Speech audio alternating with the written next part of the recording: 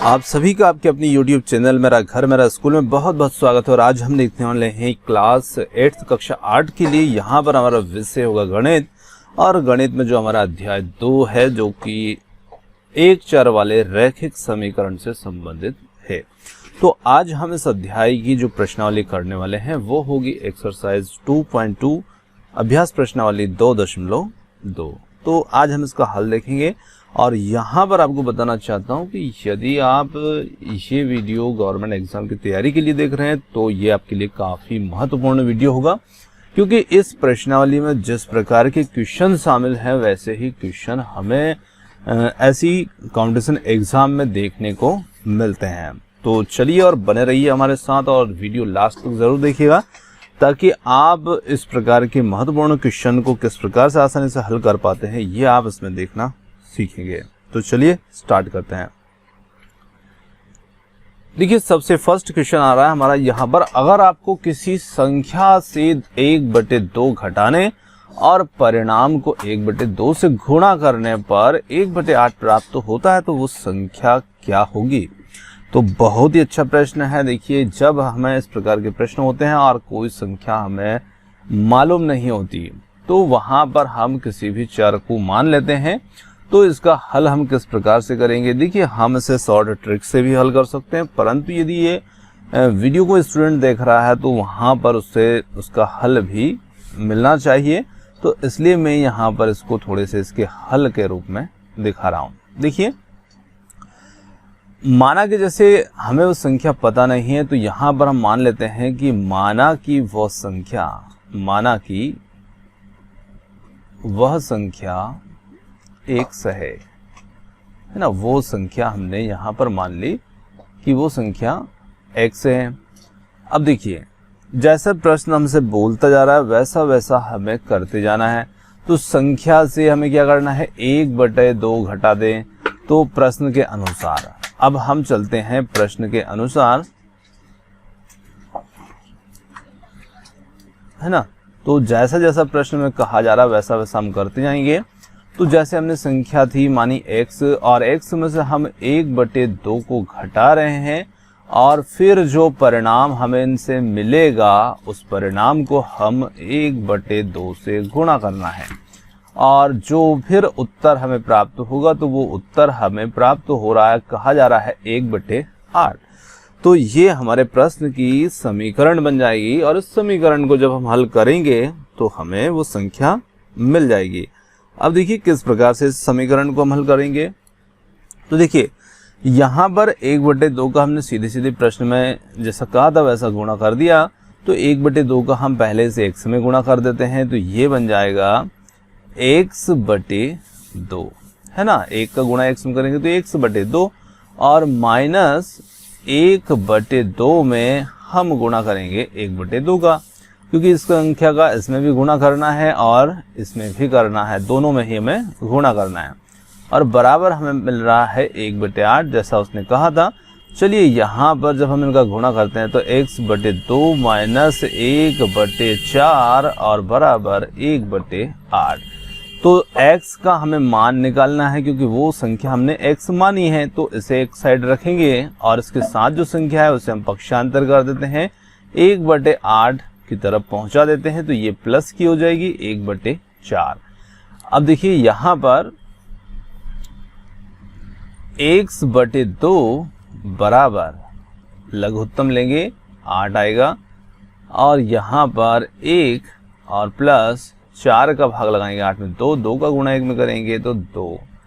तो x/2 बराबर 3/8।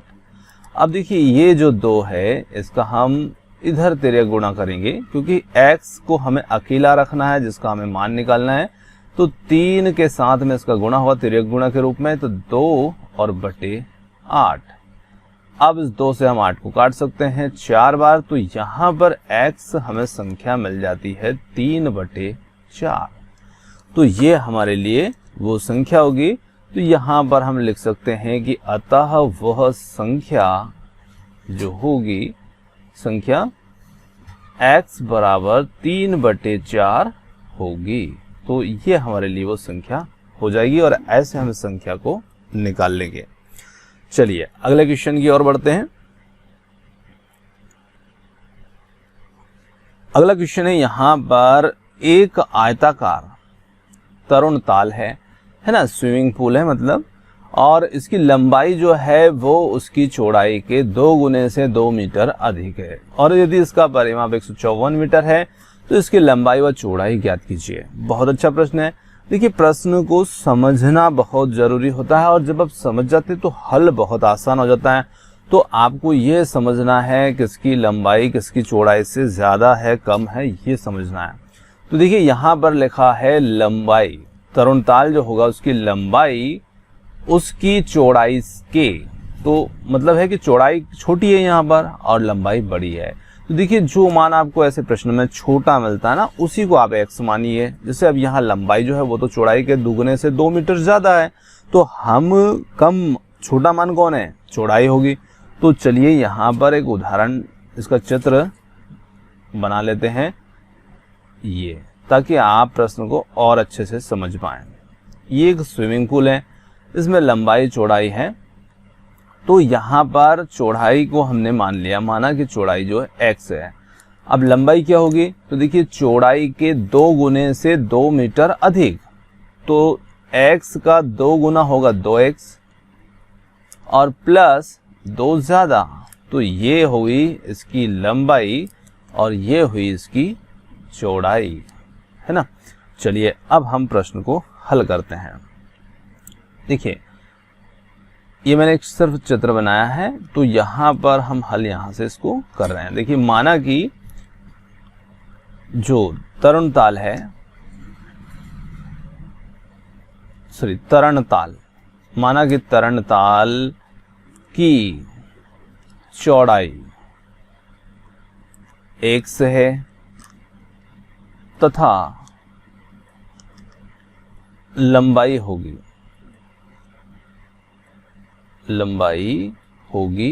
अब लंबाई कितनी होगी, तो ये होगी 2x + 2। अब क्यों होगी, क्योंकि प्रश्न में ऐसा कहा है, तो हमने प्रश्न के अनुसार कर दिया।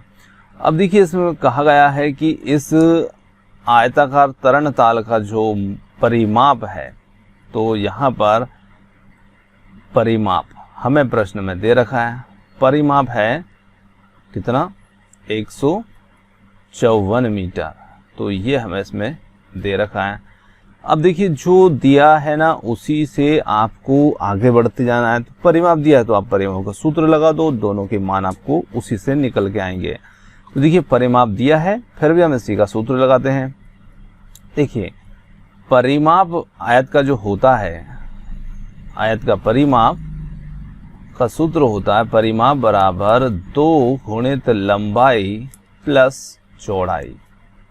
ये अब यहाँ पर 2 गुणा में होगा और लंबाई हमने बनाई है 2x + 2 प्लस चौड़ाई कितनी है x। ये अब देखिए ये 2x और 1x ये दोनों जुड़ जाएंगे, तो ये बन जाएगा 3x + 2 और फिर ये 2 है, और यहाँ पर आयत का परिमाप हमें दे रखा है कितना, 154 मीटर। तो इस परिमाप को हम यहाँ इसके सामने रख देते हैं, क्योंकि ये तो हमें दिया है और ये तो हमने सूत्र लगाया है। तो ये दे रखा मान है और ये हमने सूत्र लगाया, तो यहाँ पर 154 के बटे में हम ये 2 को पहुँचा देते हैं तिर्यक गुणा के हिसाब से। तो देखिए 154 बटे 2 और बराबर 3x + 2, ये हो गया। 2 से इसको काट देंगे, 2 सतह 14, एक बचेगा 2 सतह 14, तो 3x + 2 बराबर 77, है ना। अब 2 का पक्षांतर कर दें इस साइड, तो 3x = 77 - 2, ये हो जाएगा। चलिए तो 77 से हम 2 घटाएंगे तो ये होगा 75 और ये हो जाएगा 3x। अब देखिए x का हमें मान निकालना है, तो 75 बटे कर देंगे 3, तो ये हो जाएगा 25। अब x हमने क्या माना था, तो x बराबर हमें मान मिला 25, और x हमने किसको माना था, चौड़ाई। तो यहाँ पर चौड़ाई जो है वो निकल के आ रही है x बराबर 25।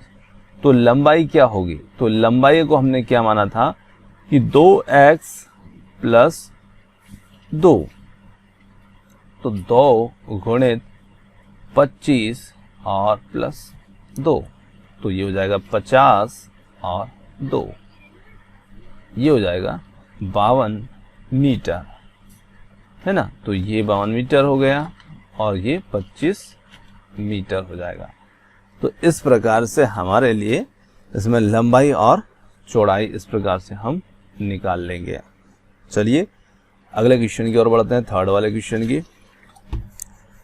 एक समद्विबाहु त्रिभुज है और इस त्रिभुज का जो आधार है वो है 4/3 सेंटीमीटर तथा उसका परिमाप जो है वो हमें दे रखा है 4 सही 2/15 सेंटीमीटर है।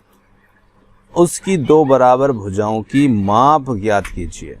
अब बहुत अच्छा प्रश्न है, देखिए कैसे हम इसको ज्ञात करेंगे।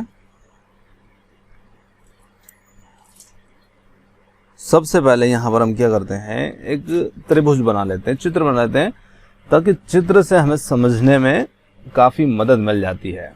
तो चलिए अब देखिए समद्विबाहु है, तो समद्विबाहु का मतलब हमें मालूम होना चाहिए कि ऐसा त्रिभुज है जिसकी 2 भुजाएं, बाहु मतलब भुजाएं, वो बराबर हैं, है ना। तो ऐसा हम त्रिभुज एक बना लेते हैं। मान लिया जाए कि ये त्रिभुज एक समद्विबाहु त्रिभुज है।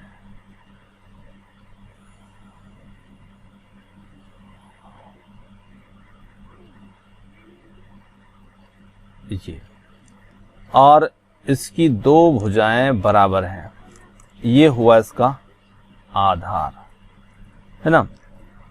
और आधार हमें दे रखा है, इसका जो आधार है वो 4/3 सेंटीमीटर होगा, ये हमने बना लिया। अब ये जो भुजा है और ये जो भुजा है, ये दोनों बराबर होना चाहिए। थोड़ा बहुत यहाँ पर अंतर हमें दिख रहा है दोनों भुजाओं में, पर मान लेना है कि ये बराबर है, क्योंकि ये पेन से थोड़ा सा बनने में इधर उधर हो जाता है। तो ये बात ध्यान रखिएगा, ये दोनों भुजाएं जो है ये बराबर है। अब देखिए इस त्रिभुज को हम नाम दे देते हैं ABC। ये हमने एक त्रिभुज को नाम दे दिया। अब इस त्रिभुज का परिमाप जो है वो दिया है, तो परिमाप का सूत्र लगा लेना है। अब पहले तो जो भुजाएं दी हैं उनको हम मान लेते हैं। देखिए किस प्रकार से हल करेंगे। माना कि जो समद्विबाहु त्रिभुज है, त्रिभुज की भुजाएं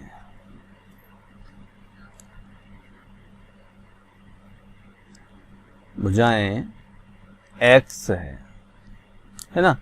त्रिभुज की जो समान भुजाएं होंगी वो हमने मान लिया x। अब x कौन सी भुजा होगा, क्योंकि एक भुजा का तो हमें मान दिया है, और वो मान किसका दिया है, आधार का, और बाकी 2 जो बराबर हैं, तो ये भी x है और ये भी x है। तो इन 2 समान भुजाओं का हमने मान माना है x है। अब देखिए यहां पर बात करते हैं परिमाप की। तो त्रिभुज जो हमारा समद्विबाहु त्रिभुज है, त्रिभुज का परिमाप, तो इसका हमें परिमाप ज्ञात करना है। और परिमाप का मतलब होता है इसके तीनों भुजाओं के मान का योग या इसकी माप का योग।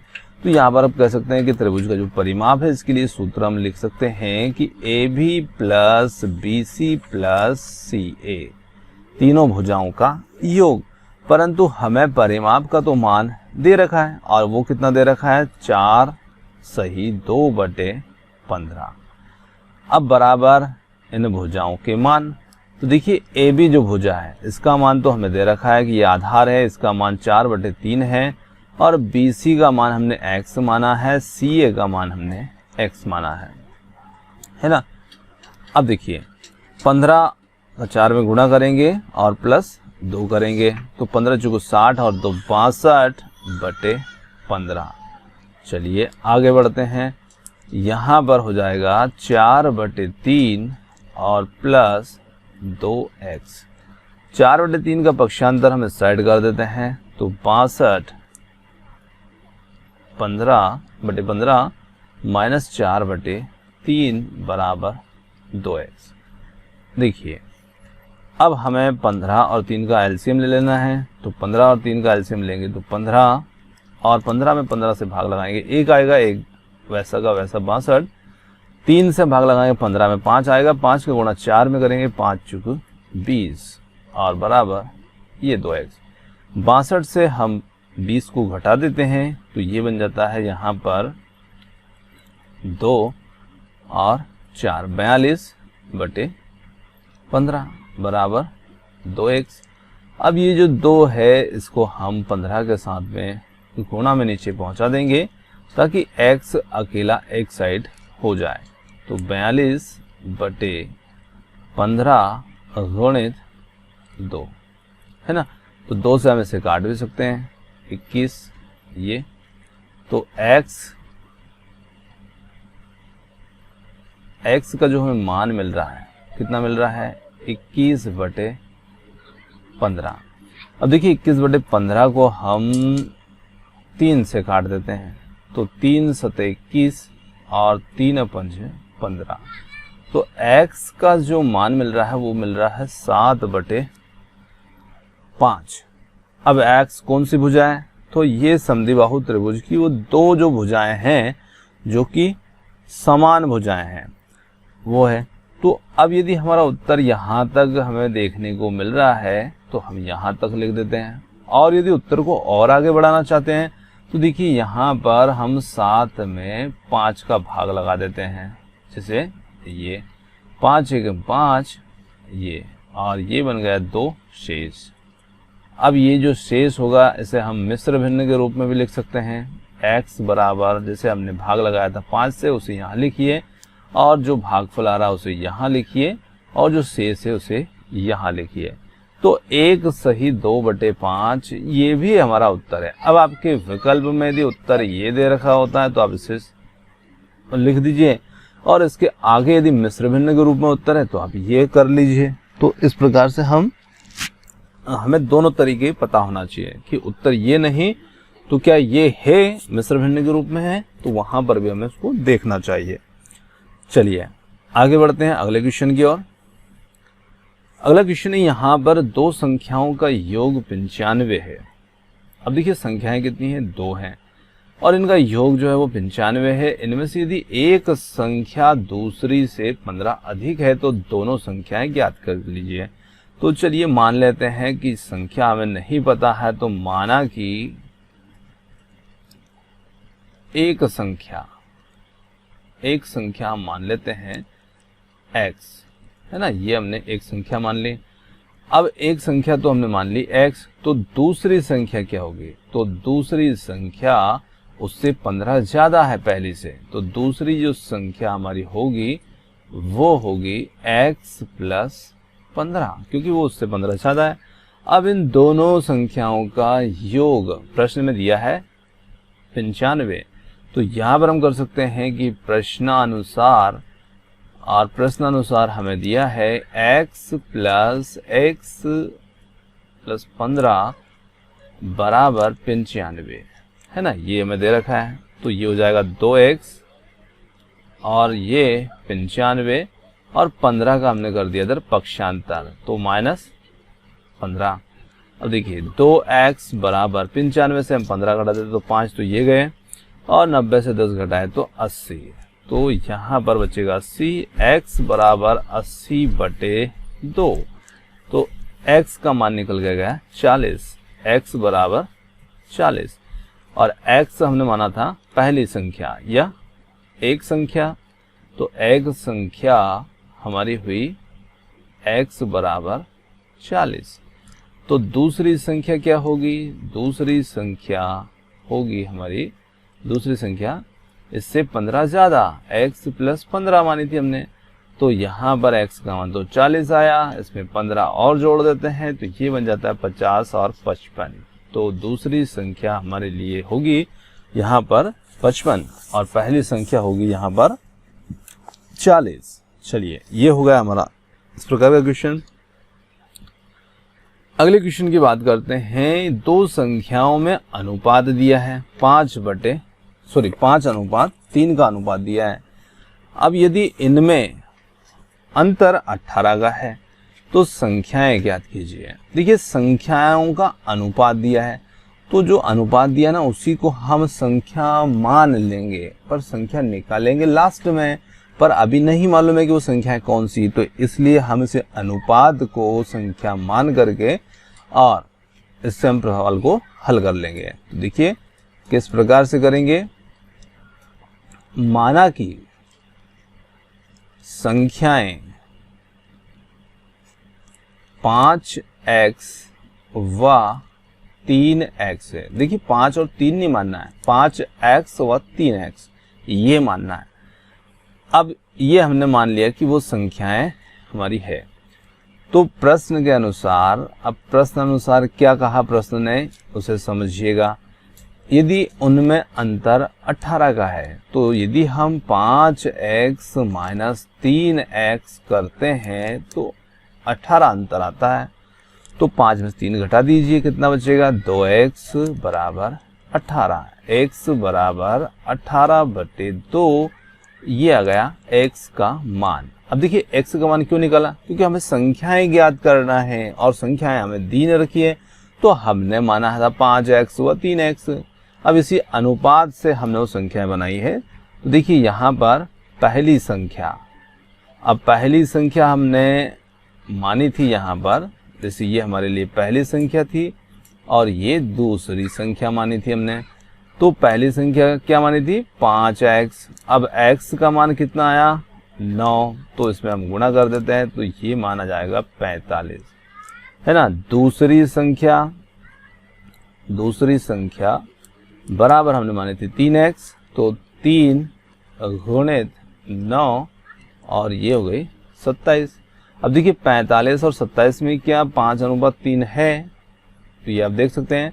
9 से आप यदि 45 को काटेंगे तो 5 आएगा, 27 को काटेंगे 3 आएगा। तो बिल्कुल इन संख्याओं में अनुपात 5:3 है, मतलब हमारा उत्तर सही है। तो ऐसे हम उत्तर की जांच भी कर सकते हैं। जो प्रश्न कहता है ना उसके अनुरूप हमारी संख्याएं फिट बैठना चाहिए उस प्रश्न के अनुसार, तो मतलब हमारा उत्तर बिल्कुल सही है। चलिए अगले क्वेश्चन की ओर बढ़ते हैं। अब देखिए अगला क्वेश्चन फिर है 3 लगातार पूर्णांकों का योग 51 है, पूर्णांक ज्ञात कीजिए। अब माना कि लगातार जो पूर्णांक यहाँ पर है, माना कि लगातार पूर्णांक, अब लगातार मतलब कि क्रम से आना चाहिए। जैसे कि एक पूर्णांक हमने माना कि x है तो दूसरा x + 1 होना चाहिए और उसके बाद वाला x + 2 होना चाहिए। अब ये ही क्रम से होगा, लगातार होगा x + 1 x + 2, एक का उनमें अंतर होना चाहिए। अब कहा है कि इन पूर्णांकों का योग कितना है 51 है, तो फिर यहाँ पर हम कर सकते हैं प्रश्नानुसार x + x + 1 + x + 2 = 51, ये कर दिया। अब देखिए x को जोड़ लीजिए तो ये 3x हुए और संख्या को जोड़ लीजिए 2 और 1, तो ये 3 हुआ बराबर 51। अब 3 का पक्षांतर कर सकते हैं उधर, तो 51 - 3। अब 51 से हम 3 घटा देंगे तो 11 से 3 जाएंगे तो 8 और यहाँ हो जाएगा 4 48, तो 3x = 48। x बराबर 48/3 काटेंगे तो 1 और 6 16 48, x का मान निकल के गया 16। तो देखिए पहला पूर्णांक क्या होगा, अब यहाँ पर उन्हें लिख दीजिए। अब माना कि जो हमने 3 पूर्णांक माने थे, पहला, दूसरा और ये तीसरा है, तो पहला पूर्णांक हमारा जो होगा पहला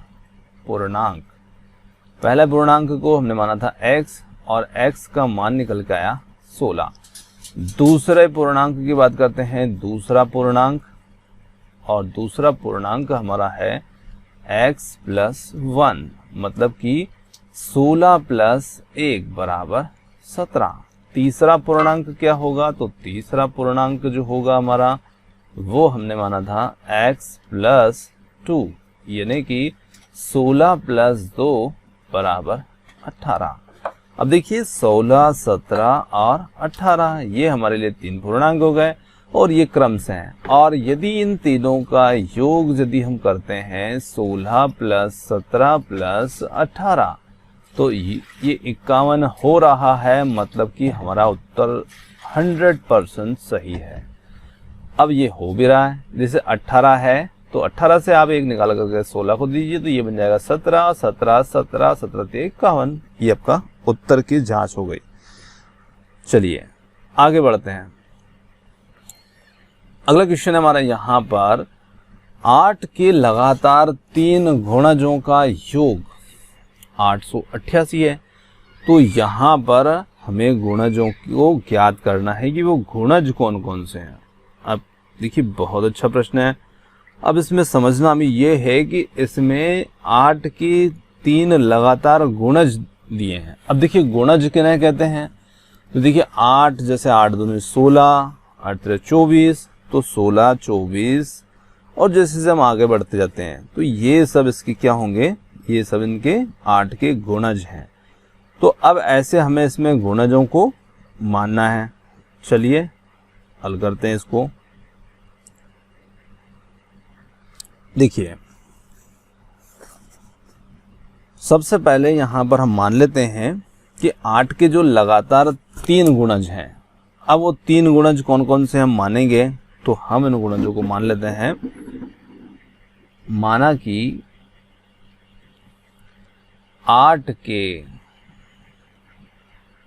3 लगातार गुणज इस प्रकार से हैं, जिसे हमने 8x माना, फिर अगला जो है वो 8x प्लस 1। अब चाहे तो आप 8x प्लस 1 भी कर सकते हैं, है ना, पर अगला गुणज जो होता है ना वो 8 ज़्यादा होता है, ये बात आपको समझना है। क्योंकि जैसे पहला गुणज 8 का हम देखते हैं तो 8 है, दूसरा गुणज क्या होता है 16। अब 8 से 8 ज़्यादा हुआ ना 16, फिर अगला गुणज जो होगा ना वो 8 फिर ज़्यादा होगा। तो ये ध्यान रखना है कि जो गुणज हम माने, जैसे हमने 8x माना x प्लस 1 और इसके बाद x प्लस 2 मान लिया, पर इनमें हमें 8 का गुणा करना पड़ेगा क्योंकि हर गुणज 8 ज़्यादा होता जाता है, आगे बढ़ता है तो, है ना। जैसे 8 दूनी 16, 8 3 24, 8 चौक 32, तो 16, 24, 32 अंतर इनमें 8 का है। तो ऐसे हमने क्रम से तो माने हैं, पर इनमें 8 का हमें गुणा करना पड़ेगा, है ना। अब देखिए कहा है प्रश्न ने कि इनका योगफल, तो प्रश्नानुसार हम इनका योग करते हैं, जैसे कि 8x प्लस, अब देखिए इसका हम इसमें गुणा कर लेते हैं, जैसे 8 का इसमें गुणा करेंगे तो ये बन जाएगा 8x प्लस 8, ये हो जाएगा 8x प्लस 16, है ना।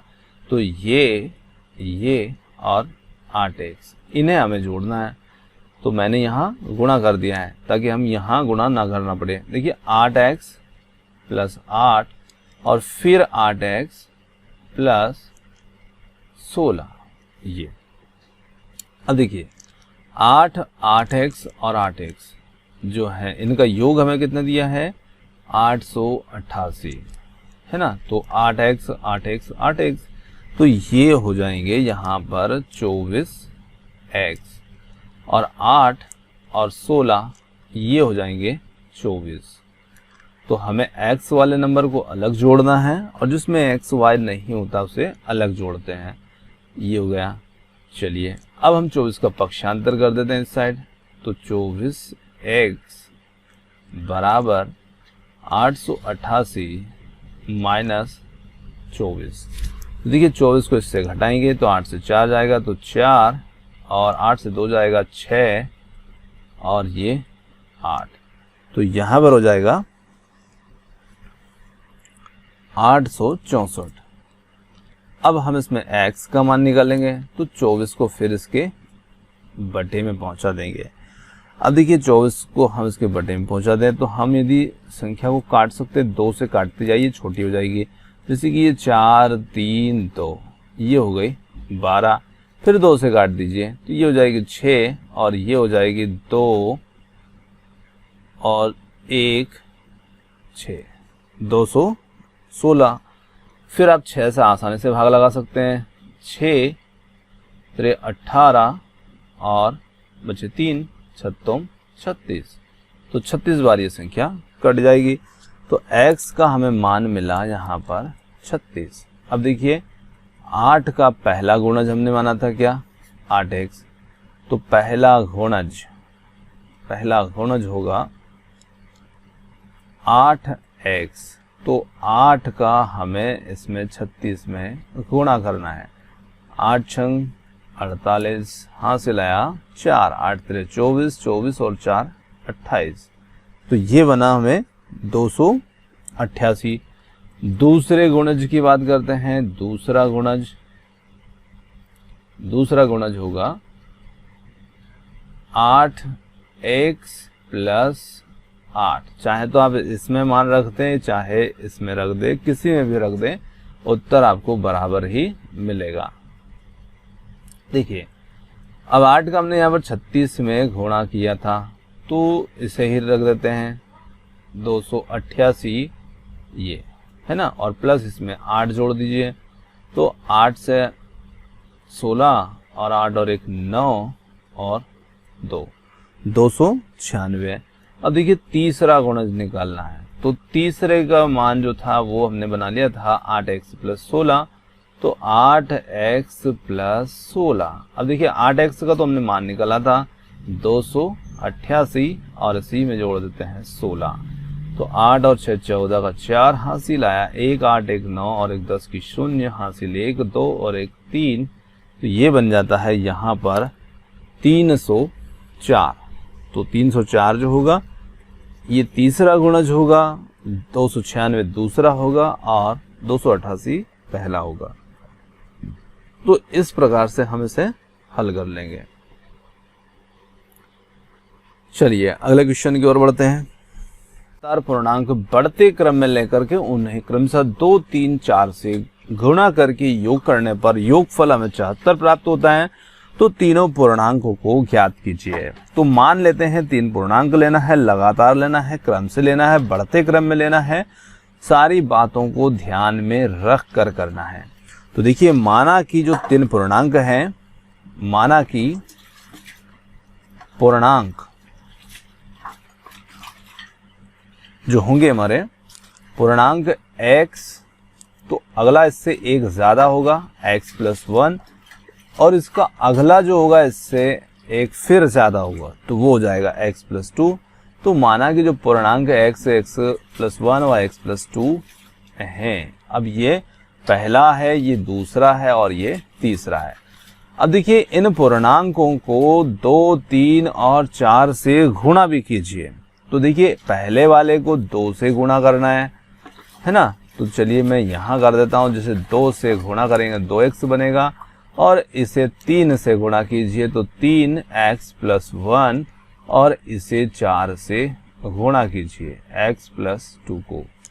तो देखिए 2x ये तो बन गया, 3 का गुणा करेंगे तो ये हो जाएगा 3x प्लस 3, इसे 4 से करेंगे 4x प्लस 8, और फिर गुणा करके योग करने पर 74 प्राप्त होता है। तो मैं यहीं पर इनका योग कर देता हूँ, बराबर 74 लिख देता हूँ, है ना। प्रश्न के अनुसार हमने यहाँ पर काम किया है, प्रश्न अनुसार लिख देते हैं। अब देखिए 2x 3x और 4x इन्हें जोड़िए, और 3 को और 8 को जोड़िए, क्योंकि इनमें x नहीं है तो x वाली संख्याएं अलग जुड़ती हैं और बिना x वाली अलग जुड़ती है। तो 2x 3x 5x और 4 9x, तो ये बन जाएगा 9x, और 8 और 3 बन जाएंगे 11 और बराबर 74। तो 11 का पक्षांतर करते हैं 74 के साइड में, 9x बराबर 74 माइनस 11, और इसे घटाते हैं। 4 से 1 घटाएंगे 3, और 7 से 1 घटाएंगे 6। x बराबर 9 से इसे भाग लगा देंगे, क्योंकि x का मान हमें निकालना है 9 7 63। तो x का मान हमें मिल गया यहाँ पर x बराबर 7। अब देखिए पहला पूर्णांक क्या होगा, तो पहला पूर्णांक हमने माना था क्या, x, तो बराबर 7।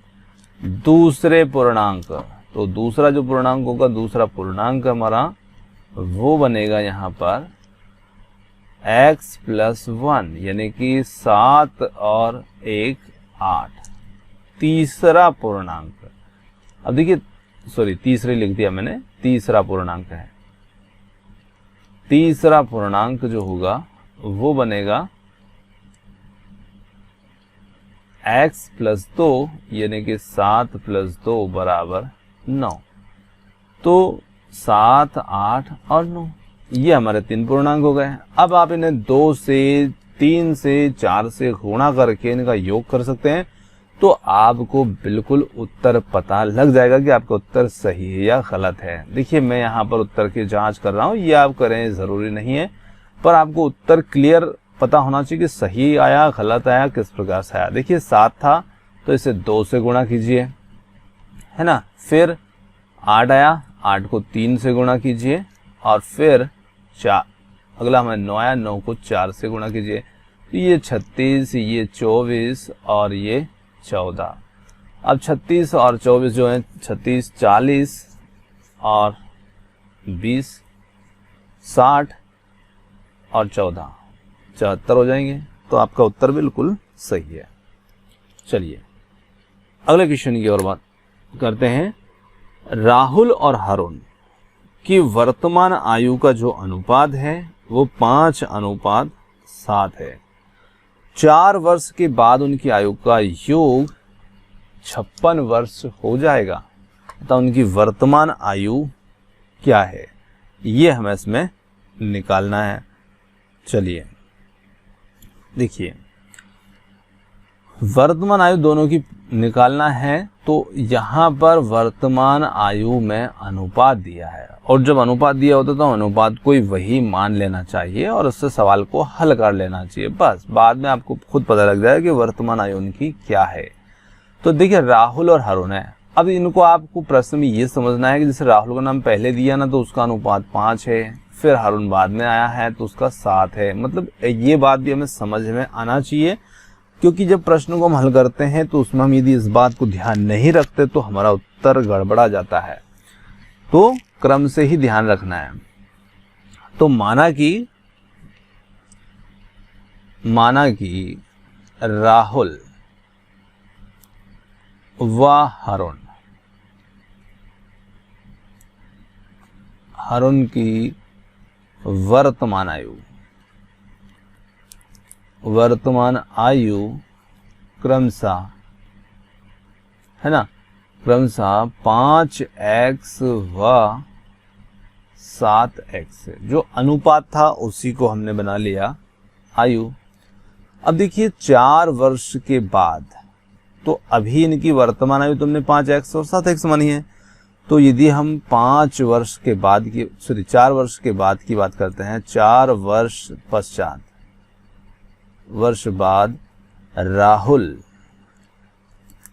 की आयु हो जाएगी 5x, क्योंकि वर्तमान में 4 साल और जुड़ जाएंगे तो ये 4, है ना, होगी।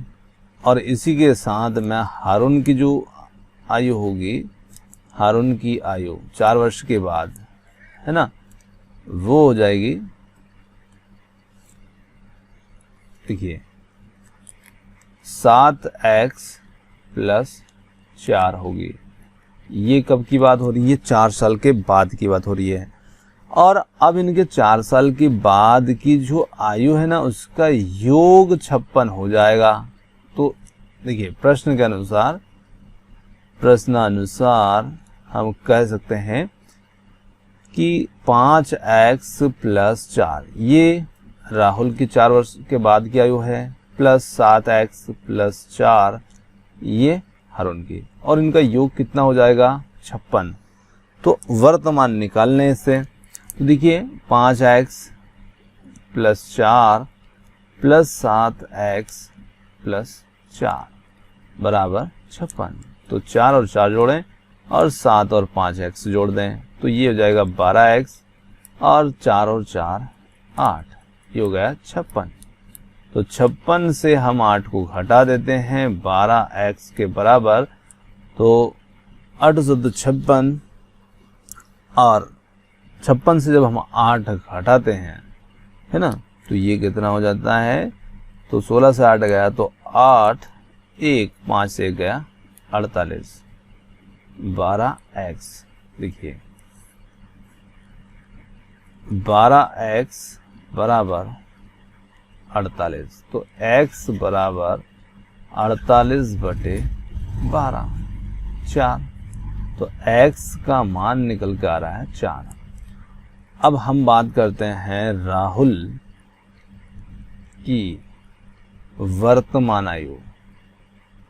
राहुल की वर्तमान आयु हमने क्या मानी थी, ये मानी थी हमने 5x, तो 5x 5 गुणित 4 मतलब 20 वर्ष।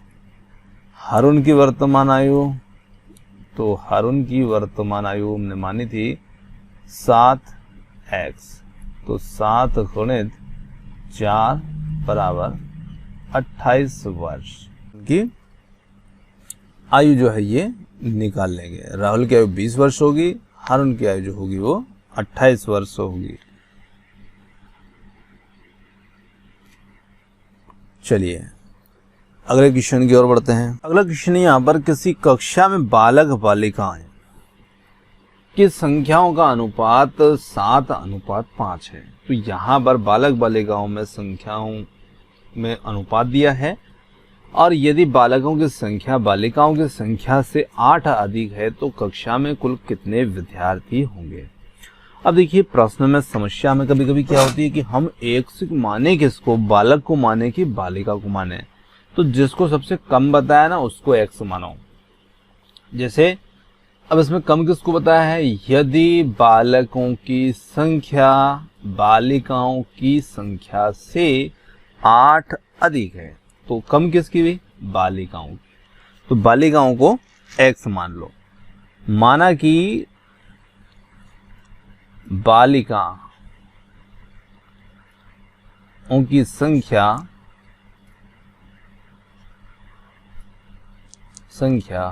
x है, तो बालक की संख्या क्या होगी, तो बालक की संख्या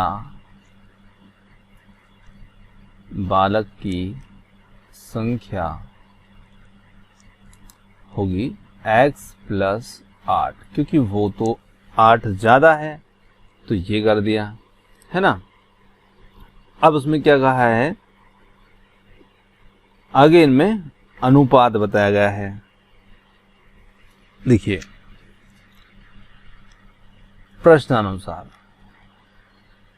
प्रश्नानुसार बालक और बालिकाओं की संख्याओं का अनुपात, तो हमने संख्या तो मान ले, अब बालक पहले लिखा है तो आपको ध्यान रखना अनुपात जब बनाएंगे तो बालक की संख्या आपको ऊपर रखना है। जैसे x + 8 बटे x, ये बालक की संख्या ये बालिकाओं की संख्या का अनुपात दिया है 7:5, मतलब कि 7/5।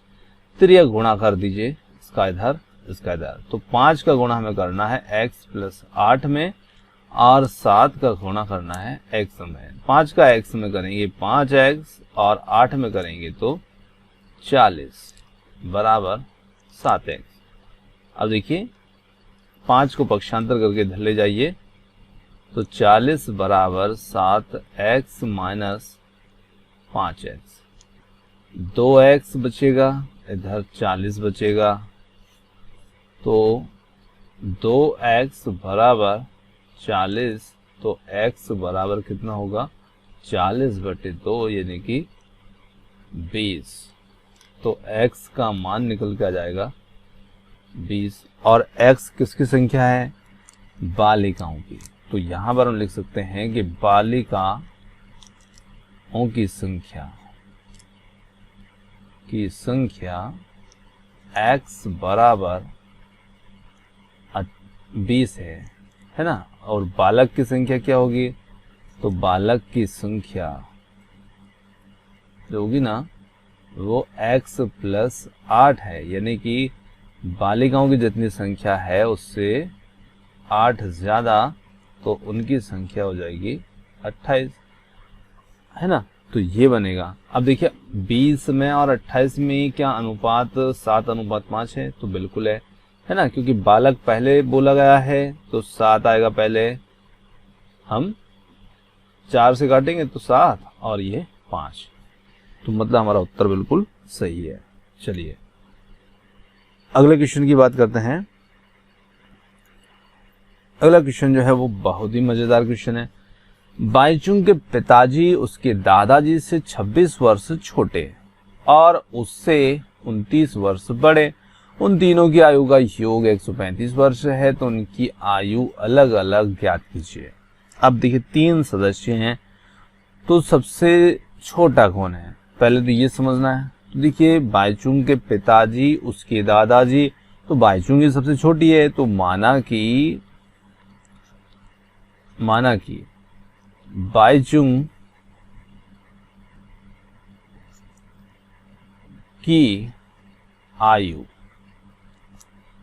x वर्ष है ना, और बाईचुंग के पिताजी की आयु, तो बाईचुंग के पिताजी की आयु क्या होगी।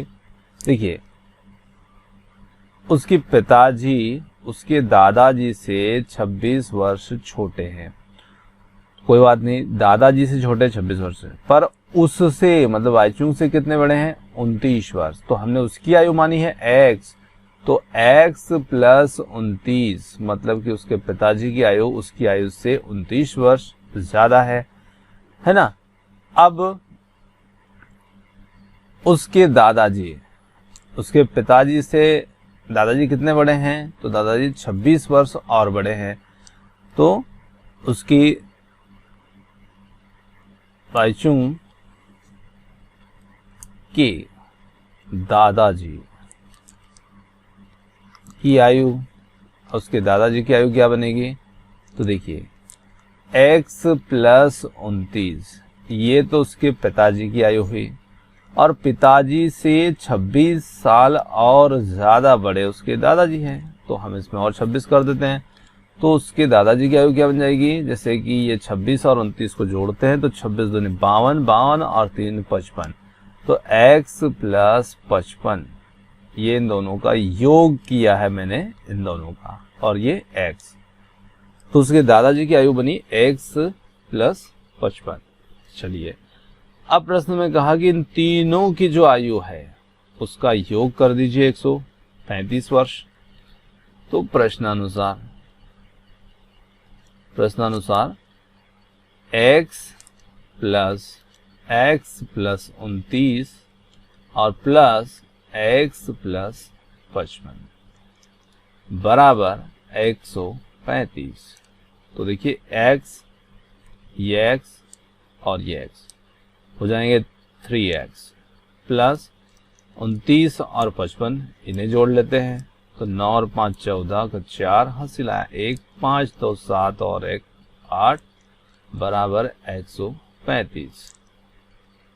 3x बराबर 135 की तरफ हम 84 का पक्षांतर कर देते हैं, ये पहुंचा दिया, और इसे इससे घटा देते हैं, तो 5 से 4 जाएगा तो 1 बचेगा, और 13 से 8 जाएगा तो 5 बचेगा।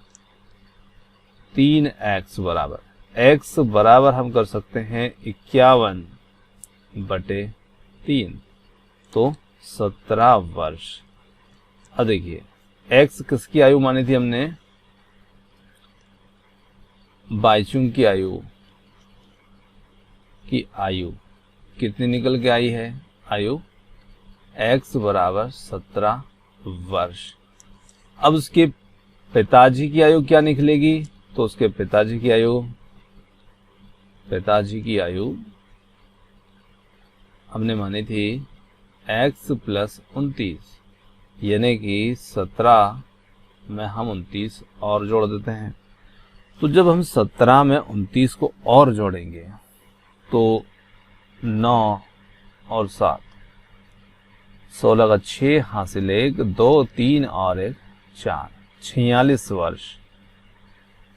दादाजी की आयु कितनी होगी? तो दादाजी की आयु है ना, दादाजी की हमने मानी थी x प्लस 55, तो इसी में 17 में हम 55 और जोड़ देते हैं। ये 7 5 12 का 2 हासिल 1 5 1 6 और 1 7, 72 वर्ष के दादाजी हैं। 46 वर्ष यहाँ पे लिख रहा हूं मैं ताकि आपको क्लियर दिख जाए। 17 वर्ष की बाईचुंग है और 46 वर्ष के पिताजी हैं और 72 वर्ष के दादाजी है ना। तो इस प्रकार से हम उनकी आयु को यहां पर ज्ञात कर सकते हैं। चलिए, ये हो गया हमारा 11वां क्वेश्चन। अब बढ़ते हैं अगले क्वेश्चन की ओर।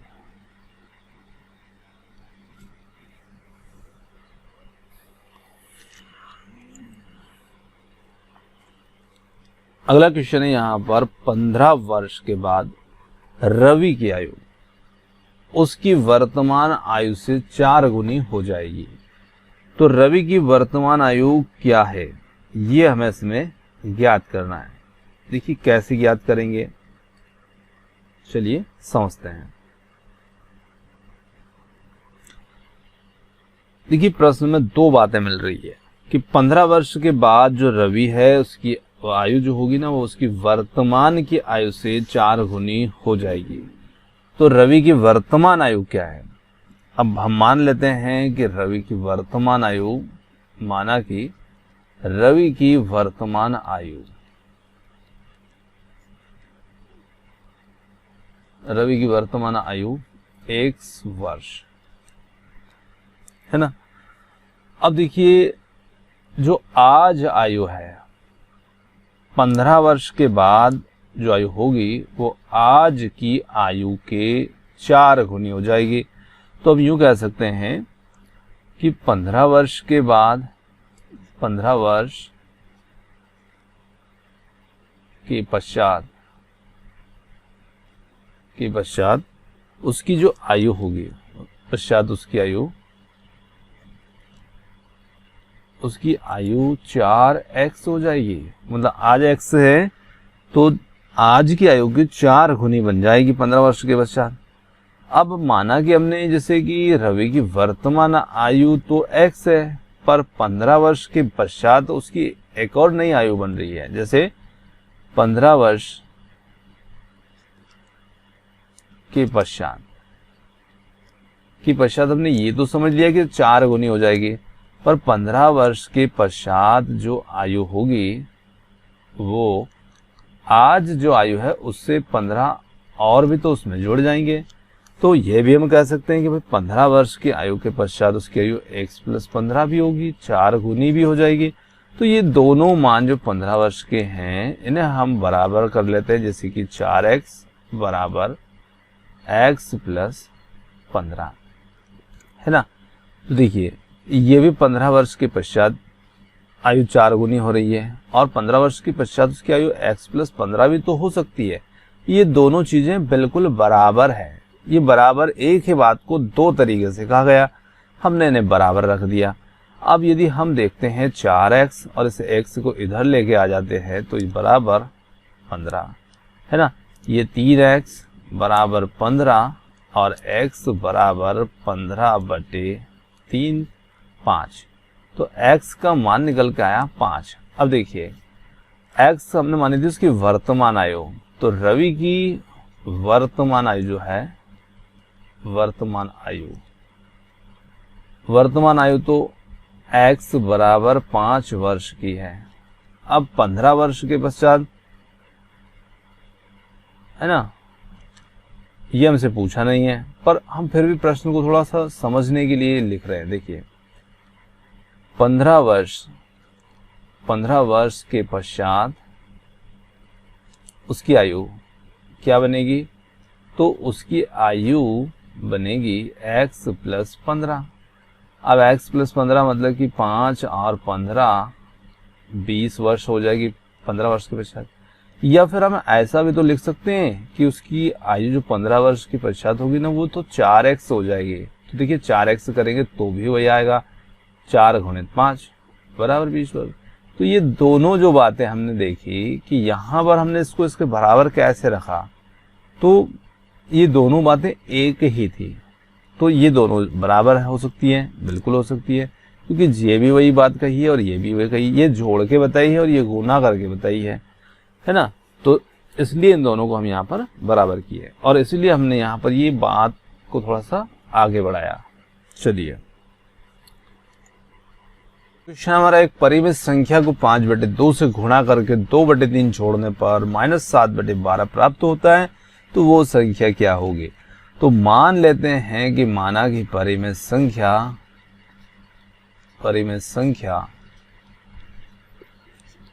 x है ना। अब प्रश्न ने जैसा कहा, प्रश्न अनुसार हम कर सकते हैं, इसमें प्रश्न अनुसार x को 5/2 से गुणा कीजिए और 2/3 उसमें जोड़ दीजिए। तो ये जोड़ना है और इसका गुणा करना है और फिर उत्तर प्राप्त करना है -7/12।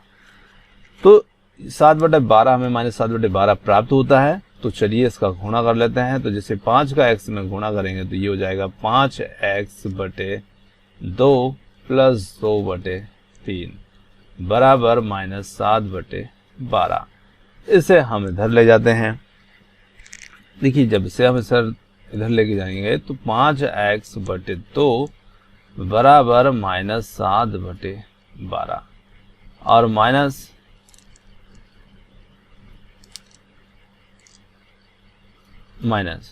2/3, क्योंकि पक्षांतर करेंगे ये संख्या माइनस की हो जाएगी।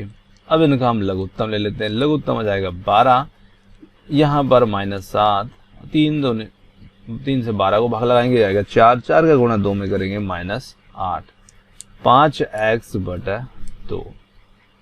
चलिए आगे बढ़ते हैं। 5x/2 बराबर -8 और -7 -15/12।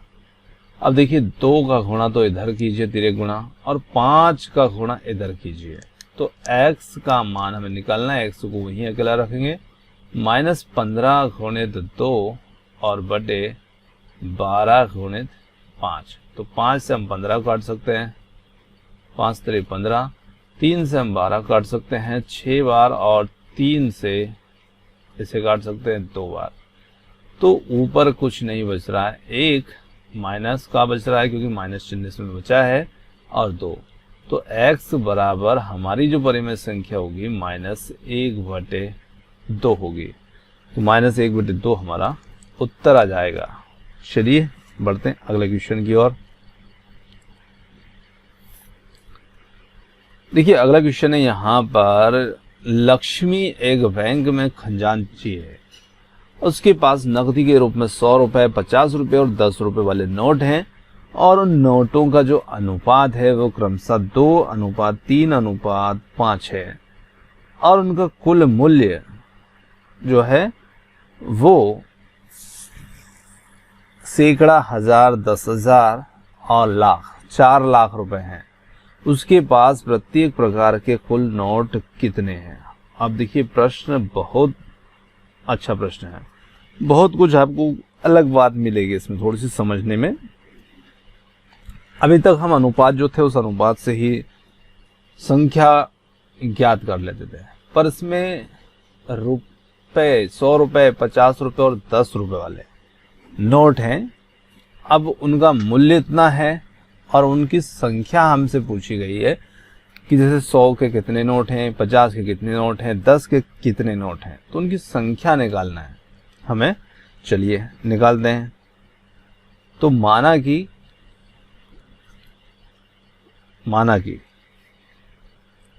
100 रुपए, 50 रुपए है ना, व 10 रुपए। मैंने रुपए का निशान पीछे लिखा है, थोड़ा मुझे सुविधा थी इसलिए ना। के नोटों की संख्या, के नोटों की संख्या, तो इनकी हम संख्या को मान लेते हैं, माना संख्या क्रमशः 2x, 3x व 5x हैं। अब देखिए 100 रुपए के जो नोट हैं उनकी संख्या 2x मानी है, 50 रुपए के नोट की संख्या 3x मानी है और 10 रुपए के नोट की संख्या को हमने यहाँ पर 5x माना है। अब ये हमें इसमें ध्यान देना है कि कौन सा अनुपात किसका है, क्योंकि लास्ट में इनकी संख्या जब निकल के आएगी तो वहां पर हमें गुणा करना होता है। अब देखिए प्रश्न के अनुसार, प्रश्न के अनुसार ये कहा गया कि ये जितने भी नोट हैं इनका मूल्य कितना बन रहा है, तो इनका मूल्य बन रहा है 4 लाख। तो अब देखिए हम यदि इन सारे नोटों को जोड़ देते हैं तो नोटों की संख्या अलग होती है और नोटों का मूल्य अलग होता है। जैसे कि 2x है तो 2x क्या है, 100 रुपए के नोट की संख्या। अब मान लीजिए इनकी संख्या जो है 10 है तो कितने रुपए बनेंगे, तो इसके लिए हमें इसमें 100 का गुणा तो करना पड़ेगा ना। तो ये 100 गुणित 2x लिखा, इसका मतलब समझ गए 2x उसकी संख्या है और 100 रुपए का उसमें गुणा होगा तो वो जितनी धनराशि बनेगी उस कीमत निकल के आ जाएगी। ऐसे ही 50 रुपए का हम गुणा करेंगे 3x में और प्लस 10 रुपए का गुणा करेंगे 5x में और बराबर इनकी जो कीमत बन के आ रही है 4 लाख रुपए, वो हम यहाँ पर लिख देते हैं, ये है ना। अब देखिए 100 गुणित 2 तो ये बन जाएगा 200x। अब 200x क्या है, ये कीमत है। फिर इसी प्रकार से ये बनेगा 150x और ये बन जाएगा 50x बराबर ये 4 लाख, है ना। अब 200, 150, 50 टोटल बन गया यहाँ पर 400x बराबर 4 लाख। ये x का हमें मान निकालना है तो 4 लाख के बटे में हम इसे रख देते हैं 400 को। तो 2 0 से ये 2 0 काट दीजिए, इस 4 से ये 4 काट दीजिए, 1 बचेगा और 1000 हो जाएगा। तो 1000 x का जो मान निकल कर आ रहा है वो आ रहा है 1000। अब देखिए x तो हमने उस ये, अब यहां पर बात करते हैं 100 रुपए के नोटों की। 100 रुपए के नोट की संख्या, इसका अनुपात हमने क्या माना था, तो इसे माना था 2x। तो 2 गुणित x का मान है 1000 बन जाएगा 2000।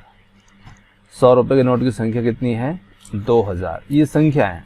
और यदि आप इस 100 का गुणा इसमें कर देते हैं, है ना, तो ये 2000 ना रह करके 2 लाख रुपए हो जाएंगे, क्योंकि कीमत यदि हम कीमत के आधार पर समझते हैं तो।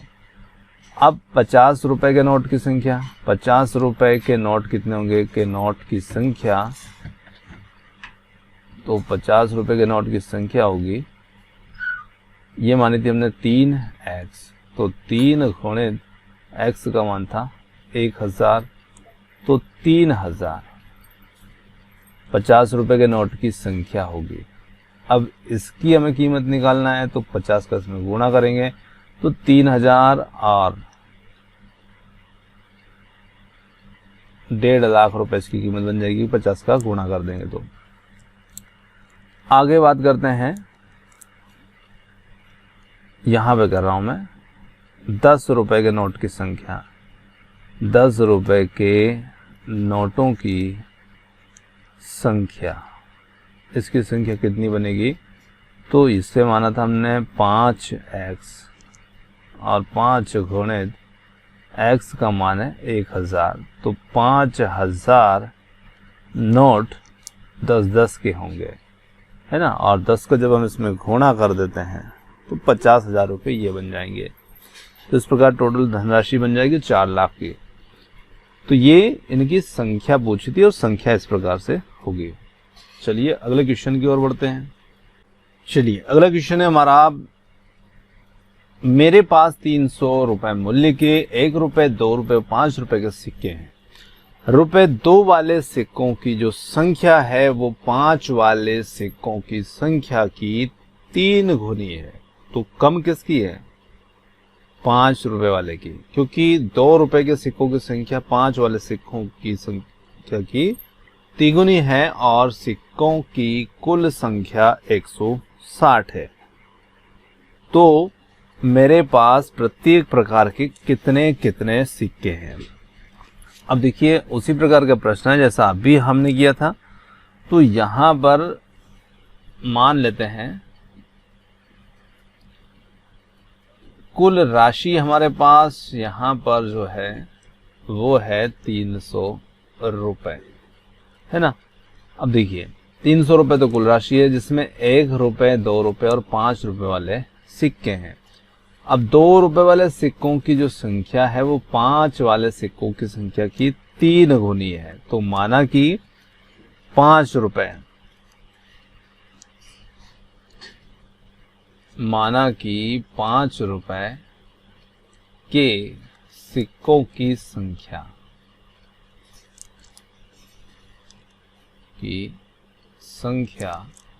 x है ना। 5 रुपए के सिक्कों की संख्या x है। 2 रुपए के सिक्कों की संख्या क्या होगी? तो 2 रुपए, ये 2 रुपए के सिक्कों की संख्या क्या होगी? तो इनके सिक्कों की संख्या होगी 5 रुपए के सिक्कों से 3 गुनी। तो इसकी x मानिए तो उसकी क्या हो जाएगी? 3x। ये हो गई। अब देखिए इसमें 1 रुपए का सिक्का भी है, तो 1 रुपए के सिक्कों की संख्या क्या होगी? तो 1 रुपए के सिक्कों की संख्या हम कह सकते हैं 1 रुपए के सिक्कों की संख्या। अब यदि हम 1 रुपए के सिक्कों की संख्या निकालना चाहते हैं तो यहां पर हम कर सकते हैं 160 कुल सिक्के हैं, ये हमें प्रश्न मिल रहा है। तो 160 से हम यदि 5 रुपए के सिक्के और 2 रुपए के सिक्के इनको घटा दें तो हमें वो संख्या मिल जाएगी। तो हम इनको घटा देते हैं दोनों को जोड़कर, जैसे कि x और 3x, है ना। 5 रुपए के भी घटा दिए और 2 रुपए के भी घटा दिए। तो टोटल यहाँ पर हम कह सकते हैं कि 160, 3 और x हो जाएंगे 4x, तो -4x। अब ये जो संख्या बन रही है ना, ये 1 रुपए के सिक्कों की संख्या है। अब यहाँ पर संख्या भी दे रखी थी। तो अब हम आते हैं हमारे मेन जो प्रश्न के अनुसार बात कही है उस पर। देखिए प्रश्न के अनुसार ये कहा गया है कि हमारे पास जो कुल धनराशि है वो 300 रुपए है ना। ये धनराशि है 300 रुपए है। तो हमने मान लिया x। अब x किसके सिक्कों की संख्या है? तो ये है 5 रुपए के सिक्कों की संख्या, है ना। तो इसमें हम कर देते हैं 5 का गुणा, क्योंकि हमें मूल्य निकालना है, उसकी कीमत निकालना है। ये तो सिक्कों की संख्या मानी x, पर 5 का जैसे हम गुणा करेंगे तो ये उसकी कीमत बन जाएगी।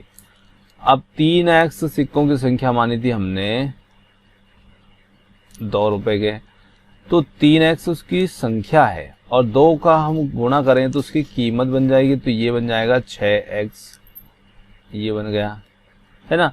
और 160 माइनस 4x में यदि हम 1 का गुणा करेंगे तो ये वैसा का वैसे ही रहेगा। तो इसे हम ऐसा का ऐसे लिख देंगे और बराबर ये 300 रुपए। अब हम इन तीनों की जो कीमत है उसे जोड़ते हैं तो 300 रुपये आते हैं। तो हम चाहें तो यहाँ इसके पहले ऐसे लिख कर समझ सकते हैं यदि हमें कोई बात समझ नहीं आती है तो। जैसे x था और x में हमने 5 का गुणा किया है और यहाँ पर 2 का गुणा किया है 3x में और प्लस यहाँ पर 1 का गुणा किया है 160 माइनस 4x में, है ना। तो यहाँ पर कुल धनराशि जो है हमारी वो निकल करके सामने आएगी। अब देखिए 5 और 6 11x और इसमें से हम 4x को घटा देते हैं तो ये बन जाएगा यहाँ पर 7x और प्लस 160 बराबर 300। 7x बराबर 300 माइनस 160। तो चलिए 7x बराबर 300 से हम 160 को घटाएंगे 140, x बराबर 140 बटे 7। x का मान निकल के आया कितना 20। 5 रुपए के सिक्कों की संख्या कितनी होगी 20। तो यहाँ पर लिखेंगे 5 रुपए के सिक्कों की संख्या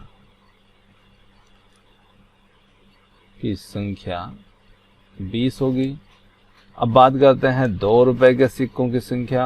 तो 2 रुपए के जो सिक्के होंगे 2 रुपए के सिक्कों की संख्या कितनी होगी 3x।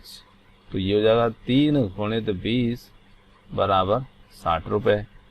और 1 रुपए के सिक्कों की संख्या, तो 1 रुपए के सिक्कों की संख्या कितनी होगी तो 160 माइनस 4x का मान है 20।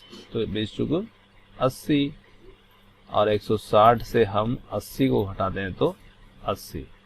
देखिए 80 सिक्के ये हैं, 60 ये हैं और 20 ये हैं और टोटल इनका करेंगे तो 160 आ जाएंगे।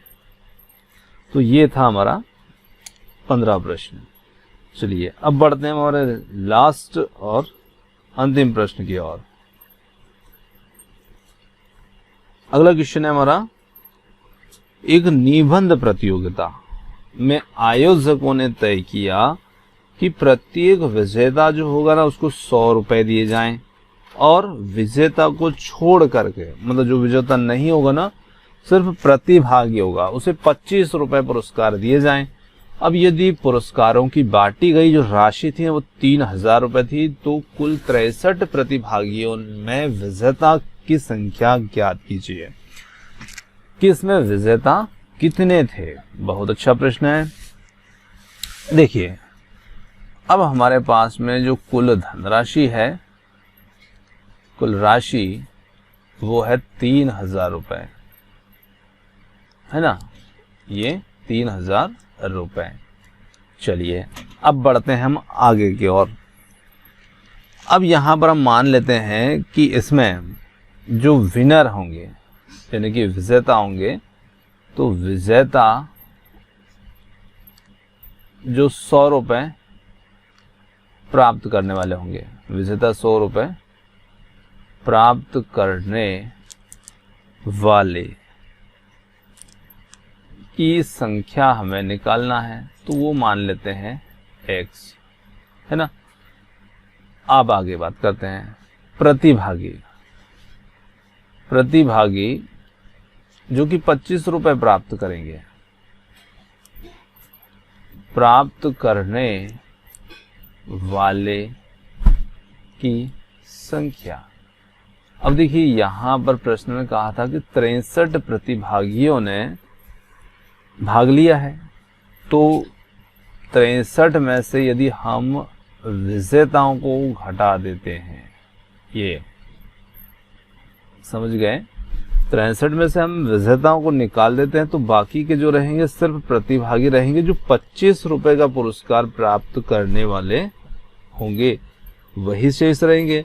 तो इस प्रकार से हम इसकी संख्या बना लेंगे।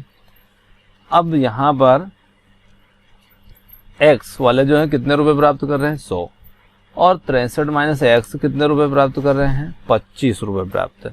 अब कुल धनराशि कितनी है 3000। तो हम इन विजेता और प्रतिभागी की संख्या से इनके पैसे का अनुमान लगा लेंगे और उसे हम कुल योग करेंगे तो 3000 वो बनना चाहिए।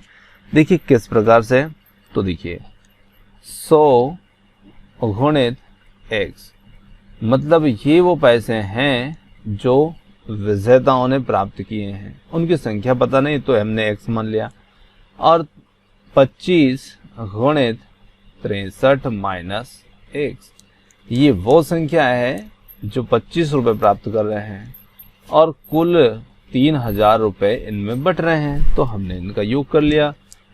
3000 होना चाहिए, तो 100x प्लस 25 का हम करते हैं 63 में गुणा। चलिए तो इसका गुणा कर लेंगे, 25 गुणित 63 और माइनस 25x बराबर 3000। अभी मैं गुणा नहीं किया हूँ, ऐसा कैसे लिख दिया है।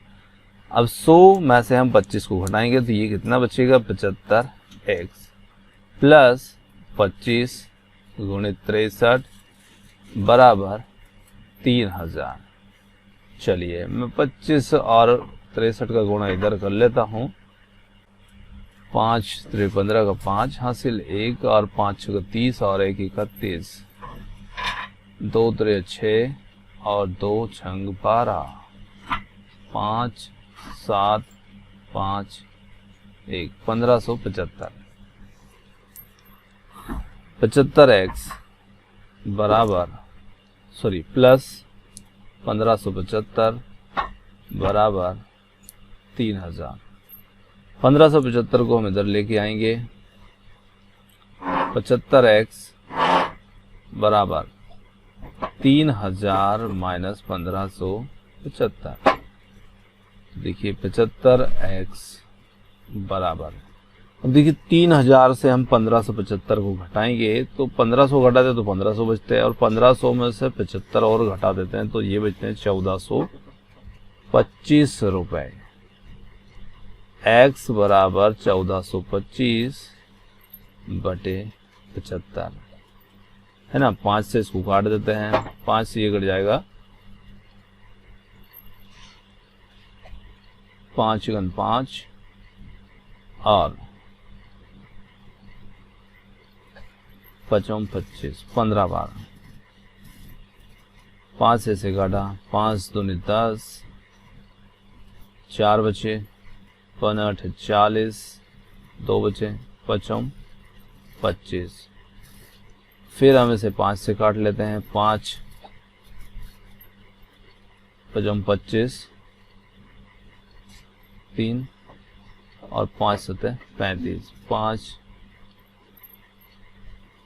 3 15 और 3 से 19, तो x बराबर हमारा मान आ जाएगा 19।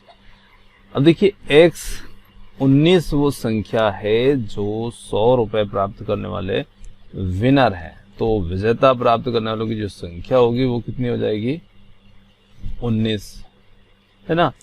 अब 25 रुपये का जो प्रतिभागी पुरस्कार प्राप्त करते हैं उनकी संख्या कितनी होगी, तो 63 से जब हम 19 को घटा देते हैं, चलिए मैं कहाँ घटाऊँ, यहाँ घटा देता हूँ इस साइड में, तो 63 से हम 19 को घटा दें, 13 से 9 गए, 4 बचेंगे, 1 2 6 में से 2 जाएंगे 4, 44 जो संख्या होगी वो इनकी होगी, इनकी 25 रुपये का पुरस्कार प्राप्त करने वाले की। तो विजेताओं की पूछी थी या प्रतिभागी की पूछी थी, जिसकी भी पूछी जाए हमसे, तो उस प्रकार से हम दोनों का मान यहाँ पर निकाल देंगे कि विजेताओं की जो संख्या होगी वो तो 19 होगी और यदि प्रतिभागी जिन्होंने 25 रुपये के प्राप्त किए हैं पुरस्कार उनकी संख्या कितनी है, तो 44 होगी।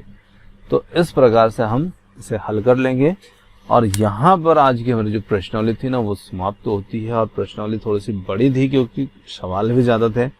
तो उम्मीद करते हैं कि आपको वीडियो पसंद आया होगा, और वीडियो पसंद आया हो तो वीडियो को लाइक शेयर, चैनल को सब्सक्राइब करना ना भूलिएगा। और आपने हमें इतना समय दिया है उसके लिए बहुत बहुत धन्यवाद। थैंक यू सो मच और मिलते हैं जल्द ही एक और नए किसी वीडियो के साथ।